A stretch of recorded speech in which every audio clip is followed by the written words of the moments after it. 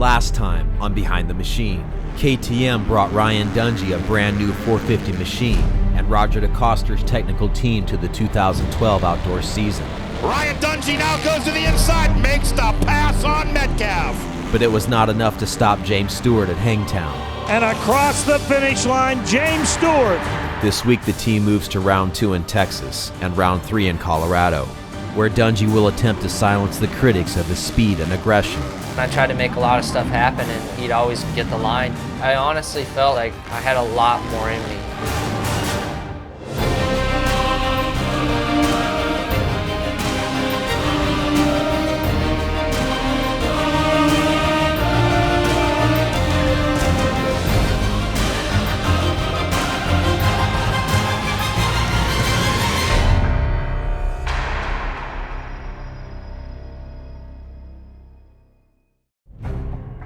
Although Stewart dominated at round 1 at Hangtown, many believed Dungey would return the favor at Texas. Known to have the best fitness in the sport, Dungey's first Premier Class win in the outdoors came at Texas in 2010. Ryan is capable to run with anybody. He's not always going to beat them, but he can beat them.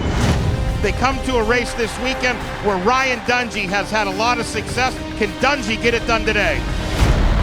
Is he trying to come in hard? He doesn't get the job done. And James Stewart easily takes over the number 1 spot. What Dungey needs to do now is he's got to get around Nico. He can't let James get away. He's going to have to get aggressive. To have a guy like that, you know, who's as strong as a competitor as he is, he's a tough guy to beat. Dungey makes the pass on Izzy, and he's in the number 2 spot. Dungey's starting to find some line. In the beginning, there was good someday, and then he's questioning himself. But Texas in the outdoor, something clicked. James Stewart trying to break away. He's not doing it. Dungey's keeping him honest. He's all over James now. He looks like he wants to get by in a hurry. This is go time right now. There's nothing holding back. Texas was a great race, you know. I did make the passes here and there, but he was able to get right back at me.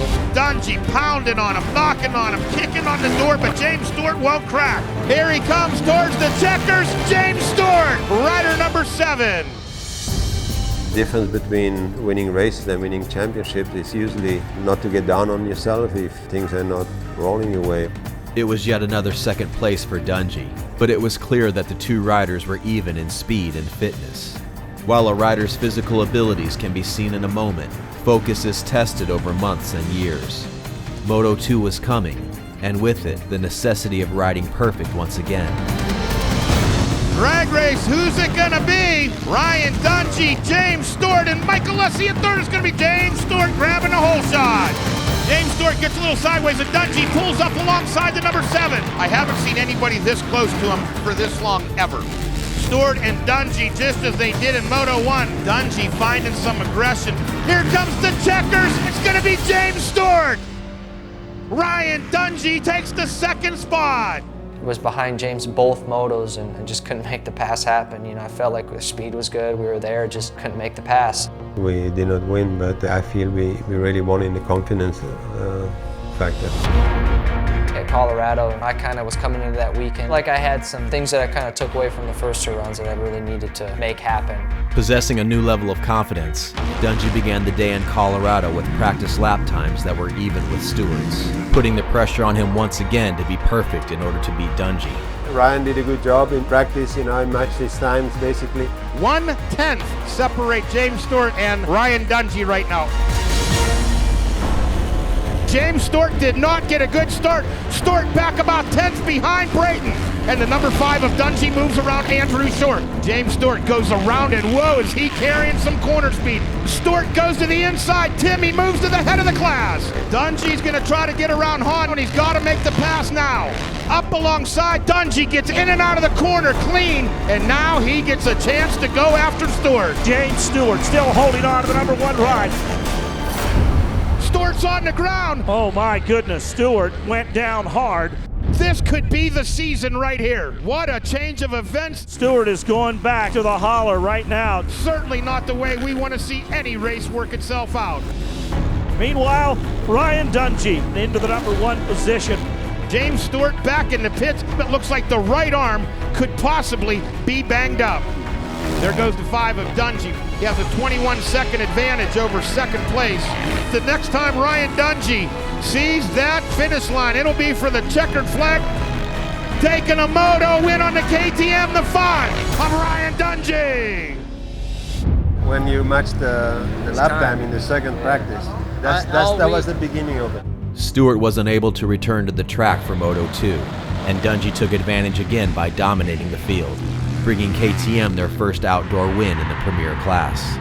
Most of the other guys, maybe they just want to go for it, and that's when the mistake happened. He was smart enough to say, you know what, I can now take a chance. At that point, you can see the smart rider he is. You build up these barriers in your head, like there's no way you can do this, but if you believe in it truly enough, a way will create itself and it will happen. The mental aspect in sports is such a big factor, you know, what you believe in your own mind is different between winning and losing. Next time on Behind the Machine, KTM brings 2 world champions to the 250 class for the outdoors. For Ken Roczen and Marvin Musquin, the comfort and praise in Europe is exchanged for a trial. I didn't stay to defend because I wanted a new challenge, you know. My dream always was to come over here to the US and race with the top guys. For them, okay, you're a world champion, but you're a world champion in Europe. You're nothing here in the US, so you just have to restart everything. When I was racing, I wanted to race wherever there was the best riders, and I felt that if you want to be the best in the world, it was not good enough to just race in Europe.